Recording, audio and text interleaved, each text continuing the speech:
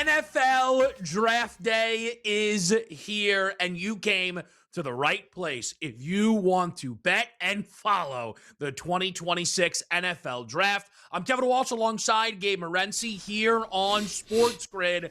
And if you are right now feeling a little uncertain, welcome to the party. You, me, Gabe, all of the guys whose job it is to know what's going on, still trying, I think, Gabe, to figure this thing out. And as you and I have said throughout the week, no better representation of the chaos than the move in the second overall market between Bailey and Reese. Though, at last look, it looks like it's going your way. Arvell Reese, once again, back over minus 200. It's really been a wild ride, and lesson learned. We say this on a yearly basis. We've been doing this a long time when it comes to the draft.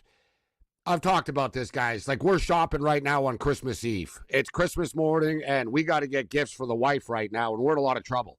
And, you know, we're basically in CVS. You know what I mean? Like everything's gone, and we're like, yeah, do you have anything, like, back there? Right? Like, the numbers have moved so much. Because honestly, Kevin, you could have like easily have gotten Bailey and Reese both at some nice plus money along the way, bro. Seriously. Yeah.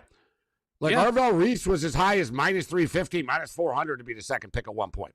Bailey came out of nowhere. Suddenly I was like, oh my God, I'm such an idiot for betting Arvell Reese at like minus 105, thinking I'm smart. Yeah. He's plus 275 right now. And then, like you said, and here we go, boom. He's back to being a favorite once again. It's been a wild ride, and I can't believe I'm saying this because last week we came into this thing with apprehension about the WNBA draft. I was more confident in my plus 600 Olivia Miles being second overall, Kevin.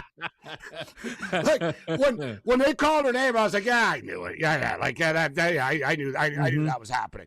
Tonight, I'm going to be holding my breath with that second pick, the third pick, the fourth pick. And honestly, guys, I love like the media, that, you know, because I respect the people that break down the players, Kevin. You know what I mean? Like, you know, we talked about Todd McShay's getting some heat now because he's sponsored by a sports book, and basically one day he tells you Bailey, the next day he tells you Reese, then the next day he tells you Reese, and then the next day he tells you Bailey. And then he goes, well, I'm just telling you what I hear.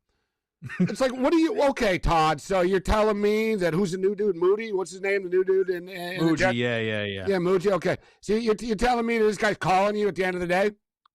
Well, you know what, Todd? I know you're doing your podcast an hour, so I just want to give you an update about how, like, we spoke to the linebacker coaches today, and they were thinking this, and like, yeah, I love, and a lot of good people out there that I respect that are good guys, right? They dropped that. Wow, I was talking to some people. It's like, you know the dynamic in real life about this, Kevin. Dude, the teams aren't even on the same page with this stuff. You're going to have a coaching staff pushing for one dude. The scouting department and the pro scouting service that they pay for will be saying one thing.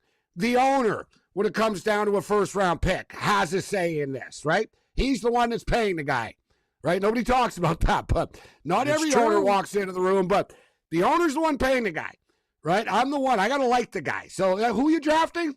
Nah, I didn't like what I saw about that guy. I don't like. There's a lot of dynamics go into this thing. There's no one like anyone to watch movie Draft Day with Kevin Costner, which is absolutely terrible, by the way. Well, yeah. How many people went to his birthday party? Yeah, I'm sure that's the question that's being asked. You know what, though, Gabe? I wouldn't rule it out sometimes with the way these NFL teams are ran. Like, that actually By the way, I don't like that's why you can't put anything past anybody in this draft. I mean, dude, Johnny Manziel got taken by the Browns, and the owner hasn't told a story about how he was outside of a liquor store. He said the people on the street wanted Johnny. You're listening to people outside of a liquor store. Right? Like, so, you know, like, there's a lot of dynamics that go into this, so I always get a kick out of it. But I don't mind, like, the Mel Kipers telling us this guy does this, he does this well and stuff, right? But nobody knows where anyone's really going. All we can do is sort of guess and project with this. But I've always believed, and just quickly on this, Kevin. Yeah. Glenn's a defensive guy. Glenn talked about, like, you know, hybrid defense, and it just seems to me that Glenn, the way I looked at it is like Glenn's going to like a guy like Reese that's more versatile than Bailey. Like, because, you know, like the TV talking heads sort of point out, oh, you know, his production, he didn't really have a lot of sacks and stuff. It's like, yeah, because he's doing a million other things, right? I'm not saying Bailey's not a baller that can't do other things, Kevin, but Arvell Reese is like a complete package type of player that I could see a defensive coach saying, yeah, you know what, this guy's really going to make our defense better. It's actually really interesting because it's so important. I mean, it's our job to bet this stuff. We don't get to talk a ton about like what we would do. Ironically, I actually don't think Reese makes any sense. If you want the sure thing, David Bailey's the edge rusher. If you want the way you describe Reese, Gabe, I think that's Sonny Styles. I actually think Styles is. Yeah, I know Styles too. At the end of the day can play middle linebacker. But look, the market's moving towards Reese. You'll see the odds on the screen. Those are as of about, you know, an hour or two ago. These things move. But I just wanted to say kind of with the way the draft goes, and this is where everybody's going to bet the draft differently. Some people want to take swings. I think this is coming. Some people say, I know that player is too talented to fall. A lot of betting the draft for me is about, okay, if you start to see the thing again and again, I'll give you an example. Akeem Mesidor, the Miami edge rusher. I'll pull up 6-7 mock drafts. 15 at Tampa Bay, 15 at Tampa Bay, 15 at Tampa Bay. Instead of me betting him to go 15, his prop is 22 and a half right now. Yeah. I bet the under 25 and a half, 2 days ago. But so instead of me worrying about hitting a 9-1, him to go 15th exactly, if Mesidor is going 15, he's going inside the top 25. So that's how I'm going to try and bet the draft here, and I'll bet minus 115. Why would I be scared to bet minus 115? Because it's a draft. I bet minus 115 every single night we do this show. So that's one of my favorite plays, Gabe, that I've already placed here for the NFL draft, is the Mesidor under 25 and a half draft position. I put together a top 10, Kevin, and I normally don't do this, but I'm participating in an online contest where you pick the top 10 picks in the draft, and plus I've also, got some wagers along the way. So I don't know if we have this ready to go right now. We're coming up against it, but obviously Mendoza's going first. I'm going to go with Reese here second, Kevin. I believe that the Cardinals are going to, and Sonny Styles not out of the question, but I think the Cardinals would be more than pleased to have David Bailey fall into their lap with the third overall pick. Now, there's a lot of talk about the Cardinals being open for business for a trade. That potentially could happen. We don't really know even with the second pick, let alone the fourth pick. So this is where it gets interesting. And I want to ask you this, actually, Kevin. You're the Notre Dame fan, albeit I watched every Notre Dame game myself. He's a great running back. Right? Jeremiah Love's a great running back. No one's disputing that. But are the mock drafters getting a little bit too overexcited about him, bro? Ashton Genty only went 6, right? Bijan Robinson went 8th. Running backs do not go in the top 10, and when they do, there's not a good history of success. They don't go in the top 5 anymore. Saquon Barkley went 2nd overall. It didn't work out like with the Giants. He was good, but he was hurt all the time. It didn't work out. Robinson, as great as he is, the Falcons can't make the playoffs, right? There's been no bump. People raise their eyebrows at Jahmyr Gibbs being selected 12th overall, and you can argue, all right, that was a really solid pick. I'm just stating, Kevin, NFL teams, bro, it's not in their DNA to take a running back with the 4th overall pick, man. You know what I'm saying? I agree with you, and that's why I think the Cardinals stuff is a bit crazy. But I think teams are crazy. And I think the way this draft that's the problem. They don't know what the hell they're doing. So I don't know. Yeah. And I won't spoil it because you have a Jeremiah Love bet that I'm excited to talk about. The Cardinals will be insane to take a running back. Dude, you got a million problems. You're going to get the, what are you doing? Exactly. No, you got to take a defensive guy. Yeah. But there's, again, trades, and that can start to make some of these things fit together. We'll talk about it here on SportsGrid.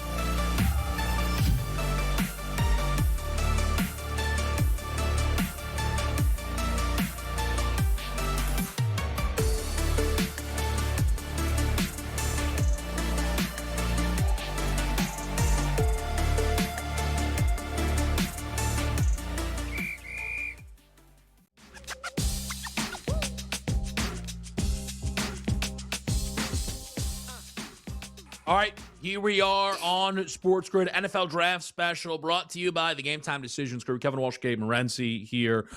We are continuing to roll through this, and I got to tell you, I would not be surprised, and this will be fun to follow, if by the time Gabe and I, chuck up the deuces and say goodbye, David Bailey's back to being the favorite of 2. But also, I don't want to do an hour, even though we could, on will it be Reese or Bailey. A lot of this stuff is super, super interesting. No, I want to get back to the love stuff as we were going into the break. So you've been a Notre Dame fan. So as I stated, I think he's a really, really good running back. But at the same point in time, and I love the running back position, Kevin. I respect the running back position. Good teams have good running backs and a good running game. But at the same point in time, it's sort of like a goalie in hockey. You don't need an all-star goalie. You need a good goalie and a hot goalie. Same with the closer. You don't need to sign, you know what I mean? You don't need a superstar. You just need someone that's dialed up and in the zone. But with that being stated, like I was saying, Kevin, you look at the history of the National Football League draft, we can count on one hand off the top of our head. Saquon Barkley was the highest running back taken in recent memory, right? So he went to second overall, and that was a while ago. Robinson went 8th. Genty, went 6th to the Raiders. Gibbs went 12th. I mean, are we talking about Barry Sanders here, that they're like, oh, we absolutely have to take Jeremiah Love because he's going to be the greatest sensation running back in the National Football League? I think he's a top 10 pick. I think he's a top 7, top 8 type pick, Kevin. I'm not so sure. And I'm sure Tennessee are tempted, and it's sexy to do. But I'm sure when it comes down to it, Robert Salah is going to go, damn, man. Yeah, I'd like to get him, but let's get it back later, and we're taking Sonny Styles. That's how I'm thinking.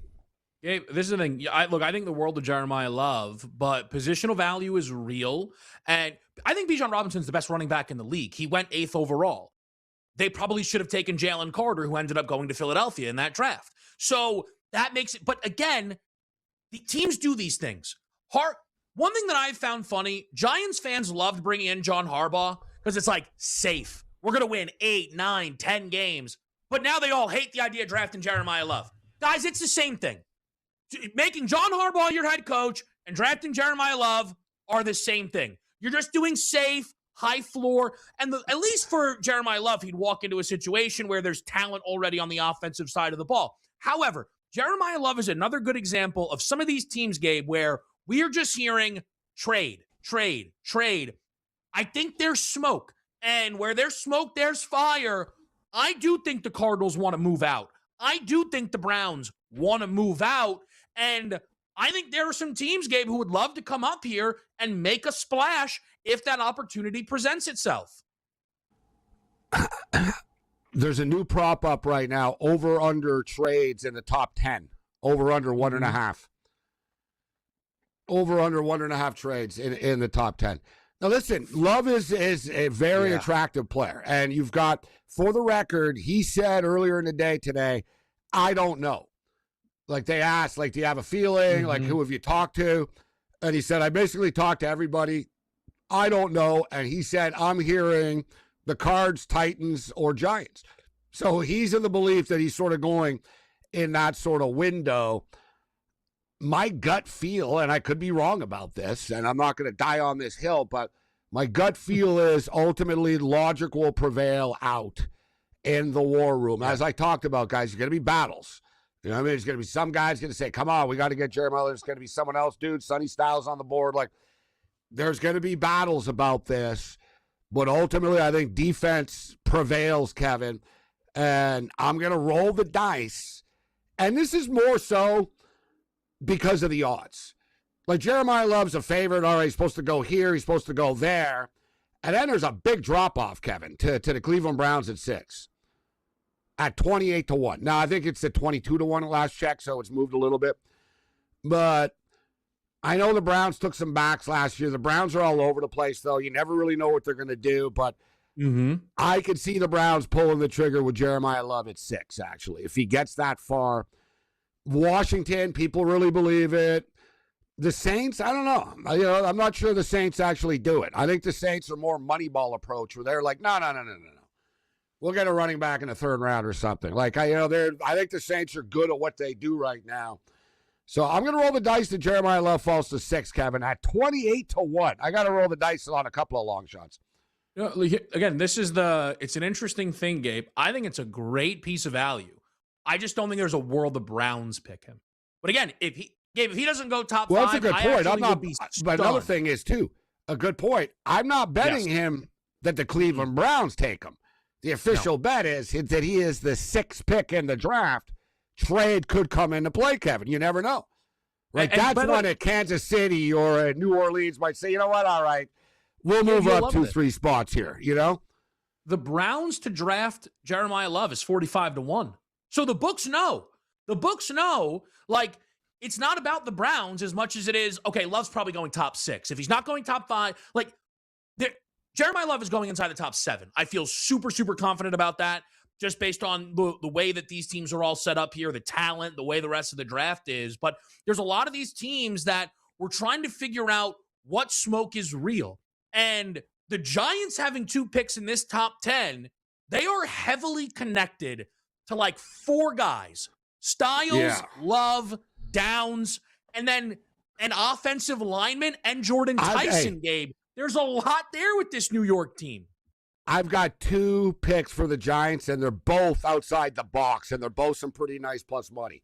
I told you yesterday about my Caleb Downs opinion. A lot of people think, the Giants, like maybe they'll take Downs at 10. I don't think Downs lasts that long, and I like Downs under 9.5 personally. Yeah. I don't think it's crazy, and I don't think you get crucified by the draft nerds if you take Downs 5th. Maybe they want to die on that hill, but he's one of the best players. If you want to talk about best available player and player rankings, I'm sure you've seen, Kevin, most credible, like, all-around player, like, top players in the draft. Caleb Downs, the top 5 player in the draft. Like, he's an impactful football player. I can't help but think about how Harbaugh likes the safety position, how Harbaugh respects sort of a defensive leader, right? I mean, it's not a coincidence that he showed up when Ohio State won a national championship. This kid's a baller.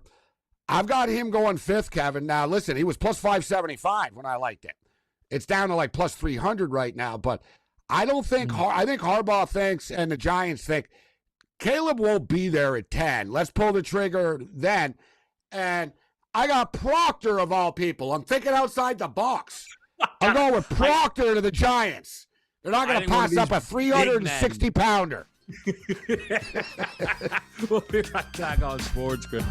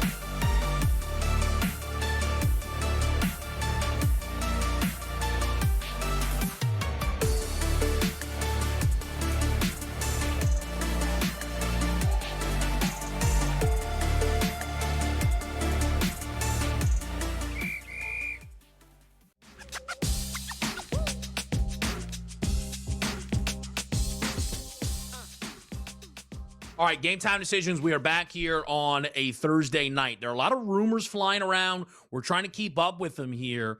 And I'm tuning it all out, Kevin. I'm tuning it all out. Well, all right, I'll tell you this. I'm not. I'm eating it all up. I love the rumors. I'm curious. I was watching what's some everybody shows earlier, saying. and I had to turn it off. I was getting mad. I was like, I don't know what the hell you're talking about. Nah, that's dumb. I'm like, you know what I mean? Oh, yeah. I was like, well, we'll see who's right. And I was literally like, I'm getting dumber listening to this. I was like, why am I listening? It's like watching Entertainment Tonight or something. Like, what am I doing? Like, this isn't helping me. Like, oh, yeah, you got to be careful. Yeah. So I'm trying to help people here. All right, so can I throw one at you, Gabe? I know you have a top 10, but I want to just throw one of the I other really big items of the draft. Before we Yeah. get to the top 10, I promise we'll get to it. Ty Simpson is a huge topic of conversation. Yes. A big move. Some people are like, will he go first round? Won't he go first round? I bet it. About an hour ago, Peter Schrager is like, turns out I was wrong putting him at 32. He's going way earlier than that.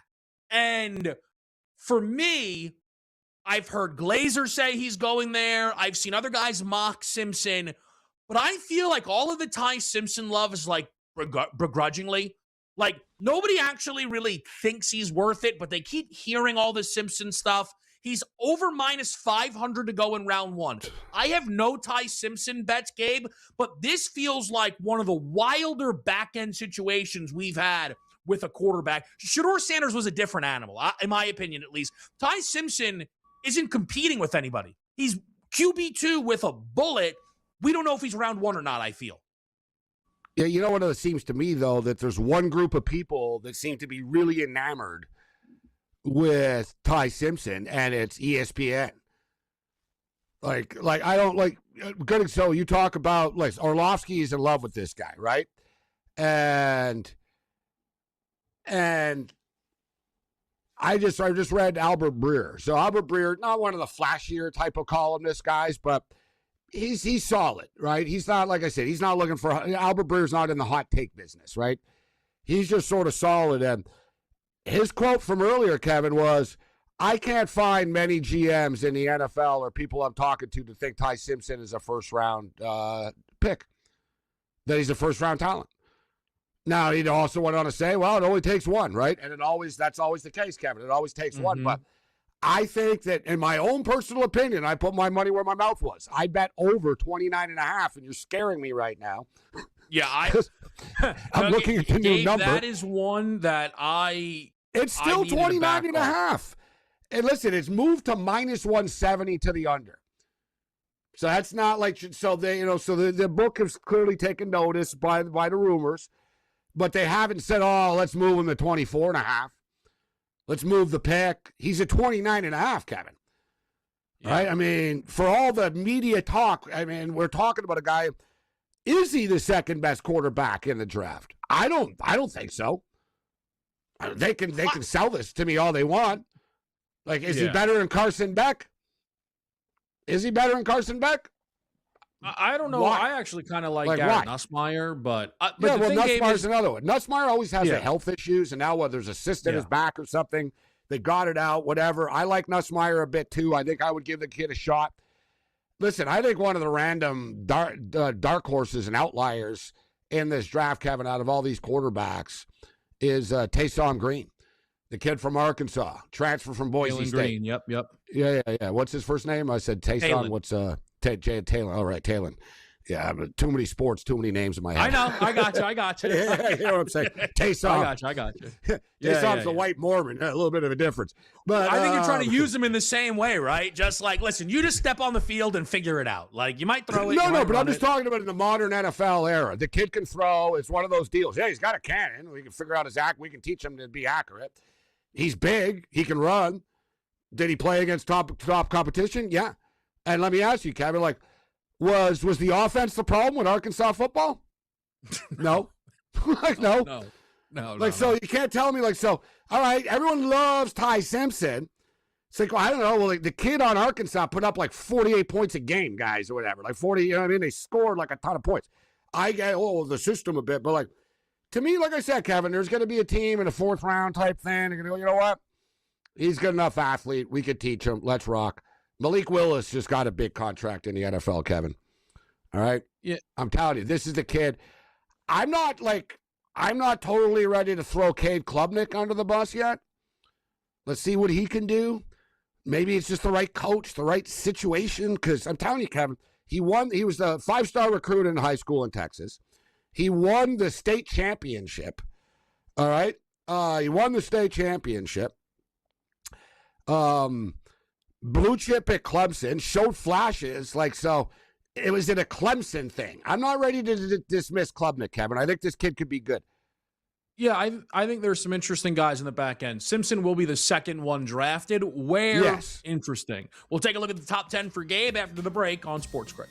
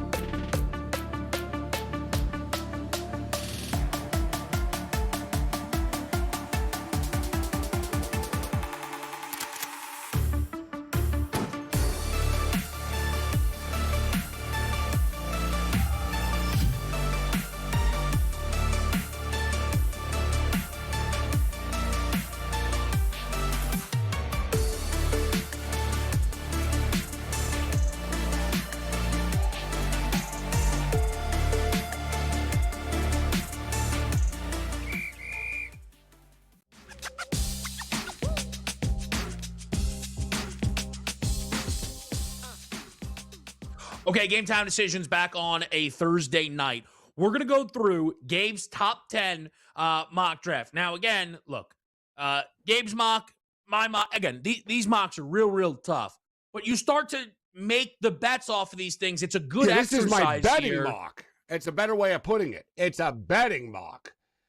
I went with what I think the value bets were and sort of how it played out. Like when I did the mock draft, Kevin, I actually didn't put downs at 5, and then I realized I just told people to take downs at 5. I kind of boxed myself into this. I was like, I better go back to downs at 5. Full disclosure, I had Jeremiah Love. I was like, I can see the Giants taking Jeremiah Love, actually. Like, I sort of fell into that little trap. I was like, no. They're going. The thing is, I said they're taking Caleb Downs. It was plus 575. Right? So I'm rolling the dice here a little bit, but this was what I came up with, Kevin. Mendoza 1, okay, fine. Reese 2, Bailey 3, Styles 4 to Tennessee. Caleb Downs, we got a defensive rush here and an OSU run. Caleb Downs, number 5 to the New York Giants. Cleveland Browns and/or whoever, 6, Jeremiah Love. This is what I'm thinking a little bit outside of the box, Kevin. I got Reuben Bain going to the Washington Commanders. Reuben Bain. Dude, do people forget? Dan Quinn's an offensive guy, right? You know what I'm saying?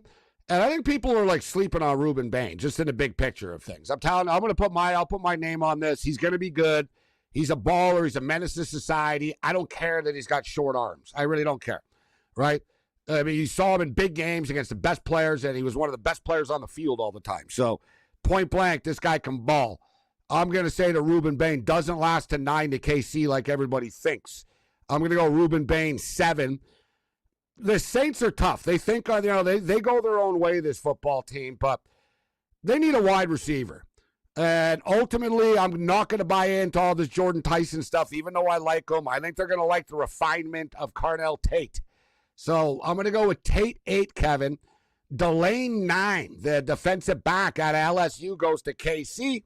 And I'm thinking outside the box. Let's go with the Caden Proctor kid to go 10th overall, the big boy, to the New York Giants. So the Giants walk away with Downs and Proctor with their 2 picks. So I noticed the Proctor one. And one thing that I did within some of these bets you want to pair together, right? Like kind of set yourself up, protection. It depends how you want to do it, right? I think Spencer Fano's going to go in the top 10. I think he has a chance to be the first offensive lineman selected, which was around minus 125. But I also think Maui Noah could fall, and I think someone rises. I think Monroe Freeling, Caden Proctor, and Vega, the Penn State guard, are all live to be in the top 10. So I played Fano top 10, covers the whole thing, with shots, Gabe, on Vega 7-1, Proctor 11-1, Freeling 11-1. These offensive linemen are going to all of a sudden be at a premium. So I took some longer shots with Fano kind of being the main play from this offensive line group. Yeah, and I'll tell you what, too. The offensive line position, guys, I find at past history, Kevin, it's very difficult to get who teams are going to take. It really is sort of chef's choice type of thing. You know what I'm saying? Mm-hmm. It's like, yeah, they're all good, but all right, this guy fits our system more, right? We run the ball more. Like, this guy's more of a pass protector, but we run the ball more. So this guy's more of a fit for us. So that's why I went with Proctor. Not a lot of people have Proctor this high, actually, although it surprised me. Some people do now. I see him going 11 to the Dolphins in a lot of drafts right now. But to me, Kevin, the sports books and the NFL media types have a hard time. Like, we can identify, like you just did, we can identify the top 5 offensive linemen in the draft. I think it really is subjective then. Like, whether a team, like, yeah, we like this guy, or we're more into a speed guy. No, some coaches now, we like Proctor because he's massive. We like those 360-pounders, right? So it's kind of subjective when it gets to the offensive line, and I don't mind. And once the first one goes, and like you said, they're going to pull the trigger, the kid from Utah suddenly. But look, Kevin, last week, he wasn't the favorite to be the first offensive line taken. So what's changed in the last week, right? What's changed? No one's played. I know there's some talk about Mulioga's there's an injury and there's a little back thing. And like, I don't know, dude. So what? It doesn't mean it's true or matters. Like, we don't know, right? When it comes to the offensive line, we really don't know. Like, other positions, you can kind of know. You know what I mean? It's like, yeah, I think people sold the Tyson stuff, but Tate will be the guy. Like the running back, all right, Love's going to be the top running back. Offensive line, you can never really hammer it down, guys, because it's up to whether the team sort of thinks they fit their scheme or not. Mm-hmm. So one thing that I'm seeing too, Gabe, just starting to come out here, and again, it all depends what you want to do juice-wise with the draft. Ruben Bain, top 10, one book, minus 145. There's a 9.5, minus 122. But it looks like Ian Rappaport is starting to say, Chiefs, Saints, Cowboys love this guy. Maybe even trade up for this guy. So that's now starting to scream Ruben Bain's going inside the top 10. That's what that's starting to say to me. I posted this earlier, Kevin, at plus 215 online. I see it now at plus 265. So under 8.5, plus 265. I know it sounds cliche to say, but this guy is too damn good that I don't believe that 8 general managers are going to pass on him. But let me say one thing that I like. You just said it too. I'm hearing the same thing. That, listen, the Chiefs are in love with this guy. The Cowboys want him, right? Yep. There's like sort of this, you notice those sort of smarter teams are like, we got to get this Ruben Bain dude, right? So a trade could come into play for Bain once again. I don't care who it is, what team takes him, but I don't think he lasts tonight, Kevin. I just don't. I think it's a good bet at plus 265. Yeah, I like I said, I often, Gabe, just I like to play the minus money a lot with the draft. Just like, give me that bang kind of certainty there. But Hell, I the think you're all Browns on. wouldn't shock me. That's not crazy if the Browns did this. Let's be clear. Reuben Bain the Giants is someone who was, like you're not going to get criticized one of the best players for in the taking draft. it. No, Exactly. Reuben Bain was supposed to be one of the best players in the draft. Look, the arm stuff, it's just jarring, okay? When you show up at the combine, you have the shortest arms of any guy in the history of the combine. It's jarring. It just is what it is.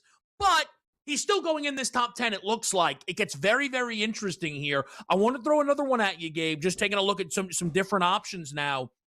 But, and this is a little bit further down in the draft, but the market for positions, right? So offensive lineman, wide receiver, how many of these guys are going to go? I thought there was some value on over 2.5 safeties at minus 160. We know Downs is going, obviously. Yeah. We know Dylan Thieneman is going, the Oregon kid. There are two guys then that I would need to come in here to get a third safety. I think they could both go.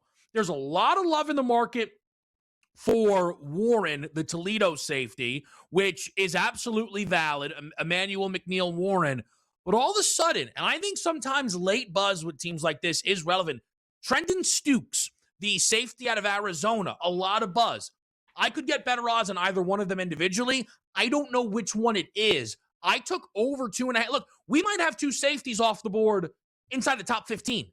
So that's a lot of breathing room here to get a third safety, Gabe. Minus 160, I played over safeties. I like where you're going with that. I discussed this with Rick Saratella from All Access Football the other night, and I asked him about this prop, and he said that he thinks there will be three safeties taken in the first round. I wanted to bring up one of the props you brought up earlier in the week that I agree with as well as far as the SEC is concerned. Let's go under the number with total SEC players taken in the draft and total Big Ten players taken to the draft. The steam is starting to climb right now, Kevin. I don't think it gets to 12. It's at 11.5 right now, but it's minus 270 to the over. I've got some matchup props here. This is one that I liked, and it's starting to move again. It was minus 165 last night when I gave this on a podcast. Mekhi Lemon to go before Sadiq. Wide receiver USC before the tight end from Oregon. Yet I've seen a lot of Sadiq love, Kevin, and he's going to go in the mid-teens, actually. I kind of think it's a little high for him, but, I think Lemon goes before him, but I don't want to lay 220 now. Yeah, juice got out of control there, Gabe. That was earlier around minus 150. I thought it was tempting as well, but even the minus 150, I had some pause. Lemon should go. We shall see. We'll keep running through the options here. NFL Draft Special.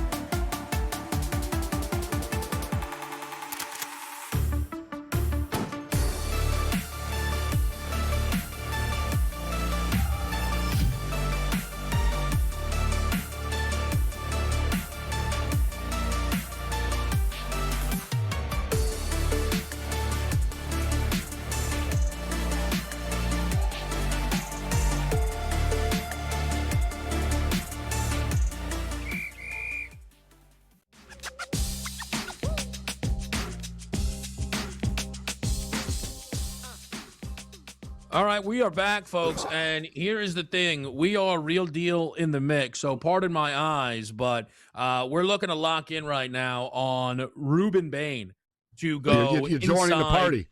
Yeah, Gabe, so here's the thing. I'm just buying a little bit of insurance, but I want this guy to go inside the top 10.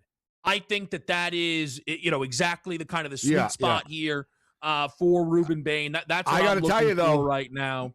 My 8.5 at plus 275 is a pretty nice price, Kevin. No, look, it is, Gabe. It so absolutely what do you lay is. for the top 10? Let me look at this. So I can live with it as well. I like that. A little bit of insurance there. And I want to check. -135. All right, minus 135, yeah. I'd be shocked if he lasts 211, bro. Like, come on. Yeah. I would be as well. Come on. Now, I think, here's, so Gabe, I wonder if you agree with supposedly this. have one of the best offensive lines in the country, right? If you looked at college football rankings, offensive line, Texas A&M's offensive line bigger than a lot of NFL lines were. Like, these guys are massive. He dominated them. He dominated them. Like, so like, you know what I mean? He was the best player on the football team that nearly won the national championship.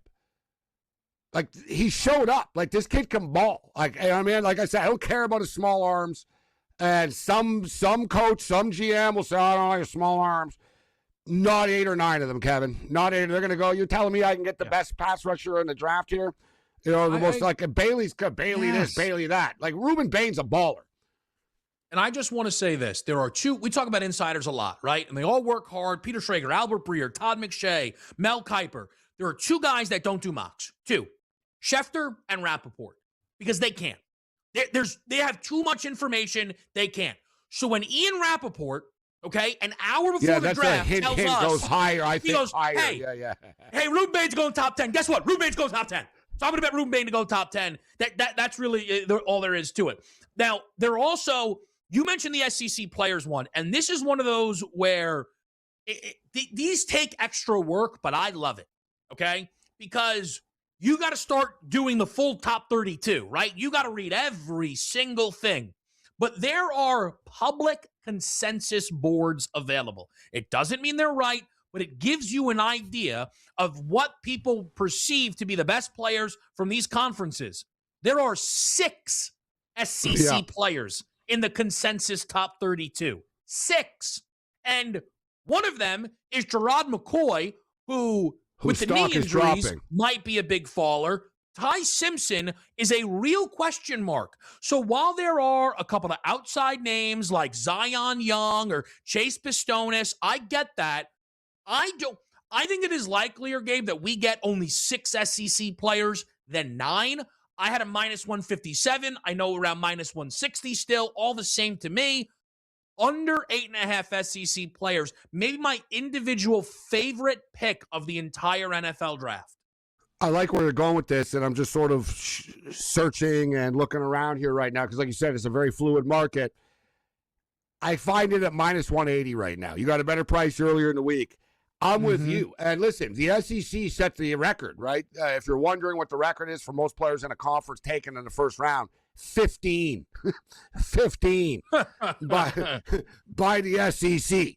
This is not a deep SEC draft by SEC standards. A lot of conferences would kill to have like 2 players taken in the draft. Hey, look, we got 2 players. Like, right, by SEC, as Kevin stated. We're getting to 6. And the 7 is subjective. There's the debate about Ty Simpson. There's a couple of other outliers, but there's not 3 other outliers here. I like to play at minus 180. And I think the Big Ten is kind of tapped out at 11.5, Kevin. I've dug down into this one a little bit, and I have a hard time getting to 12 here with the Big Ten. I think they got this one right at minus 170. So I don't have a problem with either one of those 2 plays, actually. Under 8.5 SEC players taken, and under 11.5 Big Ten players taken. Okay, fair enough. The Big Ten one, I went through it, Gabe. The thing is, there are about 11 guys from the Big Ten that I would be shocked if they didn't go in round 1. Now, the Indiana guys, the Indiana wide receivers are sort of one of the outliers there, Kevin. Yeah. Mm-hmm. Because honestly, like you look at Cooper, we talk about the wide receivers. So you've got Cardell Tate, we got Jordan Tyson, you got Mekhi Lemon. I tell you, a player, Kevin, and a lot of teams are secretly in love with, doesn't get a lot of national attention, is the Boston kid out of Washington. Big time kid, big body, right? People really like him. I'm hearing a lot of late first round stuff for him as well. So the wide receiver position is actually one of the deeper positions this year in the draft. Yeah, the expectation is 6 guys from the wide receiver position will go in stars, round number but 1. solid. You know what I mean? Like, everyone needs wide receivers as well. And I'll tell you this, yeah. Gabe, Denzel Boston is a guy that the more I go through the mocks, I feel confidence he goes in round number 1. But there were 2 guys who met. Boston was one. The other was Peter Woods, the D tackle out of Clemson, where, again, I'm not laying minus 260. It has. But Gabe, a year ago, this guy was like, ooh, top 5 pick, right? Yeah. Him and his buddy, TJ Parker. I put Boston and Woods same with Cade together. Klubnik. Same with Cade Klubnik, Kevin. Cade Klubnik was a top 5 on the board to be the top pick of the draft to start the NFL Harder season. to battle back at the quarterback position, but you're absolutely right. But these draft cycles are long for linemen especially, and people are starting to like Woods again. There are some mocks that are like, Woods might be a top 20 pick. I'm like, perfect. So I put Woods and Boston together, Gabe, at plus 117 in a round 1 parlay. Here's another one I want to throw at you, just pop a rapid fire here. We're talking about these wide receivers. Yeah. A lot of mock drafts that I see have Concepcion going before 24.5, Kevin, but I don't see it. I agree. I've watched the kid play. I'm like, all these other guys are better. And it's no disrespect to this kid. He's a great young player, speed burner, coming off injury. To me, he's one of those more sort of gadget, you know what I mean? Type guys. Not like that. Yeah, he's going to be our number 1 wide receiver. He's not that's not him in my opinion. He'd be great on the Buffalo Bill system. You know what I'm saying? You're one of 3 or 4 guys going to have you running around all over the place here. And where do the Bills? Not 24.5. No. Right? And I'll ask you, would you take Lemon or Concepcion if you were a football team? Lemon comfortably. Yeah. Would you take Tate? You'd take Tate. Would you take Jordan Tyson? You'd take Jordan Tyson. Right? And then you get into the debate of, well, we didn't even get into Kenyon Sadiq, right? Tight end / hybrid wide receiver type. All right, you got him. Mm-hmm. Then you get into the Cooper, and you get into the Surratt, you get into the Indiana kids, Kevin.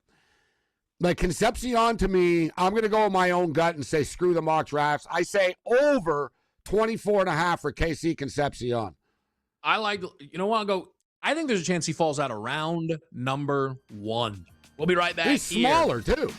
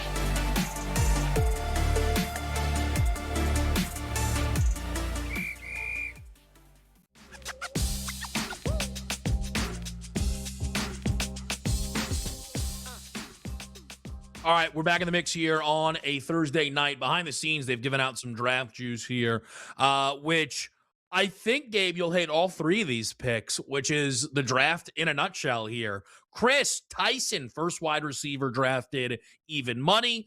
AJ with Jeremiah Love to be fourth or fifth, minus 135. I actually do like that pick. And then Yarnell with the Rams to draft Jeremiah Love, 18 to 1. Whoa. See, my boy Yarnell, I'm very chalky from AJ and Koski today. Not very imaginative, guys. No, just kidding. Just kidding. I think the Jordan Tyson hype is just a little bit over the top, personally. Yeah. Like, I mean, that he's going to, it'll be interesting to see, though. I mean, has Cardell Tate done anything, poorly since the last time he's played? I think the Saints are interesting, really, for Cardell Tate in the wide receiver position. But what do you got for us, Walsh? Yeah, all right, so we'll run through this. Look, at the end of the day, some things have moved. I apologize. I just give you what I got, all right? Falk, Mesidor, Ionecker, all to go round one, minus 105. Then Boston and Woods to go round one, plus 117. Mesidor under the 25.5, minus 115. Ravens to draft offensive line with their first pick, plus 130. Over 2.5 safeties in round one, minus 160. And then the SEC under 8.5 round one players at minus 157. My favorite would be the SEC pick, and then the three-man round one parlay of Falk, Mesidor, and Ionecker, Gabe. I'm going to throw one that's not on my list here at you right now, but as far as the Buffalo Bills are concerned, listen, it's crazy. You're talking about a team with the back end of the draft, but I'm getting plus 325 / plus 350. I can double check, but in that range. Offensive lineman, Buffalo Bills. First round pick, offensive lineman, plus 325, plus 350 at that price. The Bills don't like taking wide receivers in the first round. They got burnt last time with Coleman. Bean's not good at it. I could see them going meat and potatoes, offensive line, just late and going, I can't believe this guy's still here. So I'm just going to throw that out there. But my picks aren't very sexy either. But with that being stated, we're getting a pretty nice price here, plus 275 now. Ruben Bain, under 8.5, plus 275. Caleb Downs, I'm standing my ground that he does not go to 10. Caleb Downs, under 9.5, minus 110. Delane, under 9.5, plus 145. Best defensive back on the board. I could see the Saints pulling the trigger. I could see the Chiefs pulling the trigger. Washington, there could be some surprise along the way. He's a good football player. I think he's a top 10 pick, plus 145. Ty Simpson. I don't get the love with Ty Simpson. I think he blows. I'm going to go over 29.5, minus 110. Ty Simpson's like a poor man's like Kirk Cousins. And then here's my long shot. Jeremiah Love, 28 to 1 to be the sixth pick in the draft. All right. I think the Love thing is fun. It would be exciting because I think it would be a trade. Speaking of trades, there is some George Pickens buzz that is starting as he is going to sign the franchise tag. Dallas, I have seen linked to Jordan Tyson. If they sit at 12, that would not stun me at all if you wanted a longer shot in that direction. I did add Ruben Bain to go top 10 while we were doing this show, minus 135. I talked about that O-line special a little bit there, kind of Spencer Fano being the anchor at minus 125. To be selected inside the top 10 here today. Gabe, is there any one item from this draft that you find yourself most interested in, whether that be a bet or a fit, a player, one item? The Jeremiah Love story is the one that intrigues me the most, in which I'm going to be holding my breath starting with the third pick. They're going to take Jeremiah Love? Oh, there's going to be the fourth pick. Oh, they're going to take Jeremiah Love. Right? How many times are we going to get through that? Does he go? And the camera's going to be on him starting with that third pick, Kevin. Right? Mm-hmm. Starting with the third pick, the camera's going to start to focus in on Love. As far as the betting position is concerned, I'm going to die on my hill here with Caleb Downs and Ruben Bain both going in the top 10, Kevin. And I think Bain goes in the top 8.5. I really do not believe. I'm looking here at the last minute numbers here. So right now, you get Jordan Tyson over under 8.5, plus 165 to the over. I'm going to pull the trigger on the over. It's just a number. It's not an anti-Tyson play, but I think the Carnell Tate will go before he does. So I'm going to go over 8.5. That's a late play addition here at plus 165. I like the Caden Proctor pick. It's 16.5 now, Kevin, but it's minus 200 to the under. And I just talked about KC Concepcion, guys. There's not red flags about him. I'm not saying he's a bad kid or anything like that, but there's an injury. There's size concerns. He's not the most versatile wide receiver. He's good. He's good. But I think the other guys go before him, Kevin. I got to stick to my guns here once again. KC Concepcion over 24.5. For Raptors plus NFL, the points. Hawks win tonight. And the T-Wolves win tonight. Sneak it in. NFL draft coverage on SportsGrid will be all night.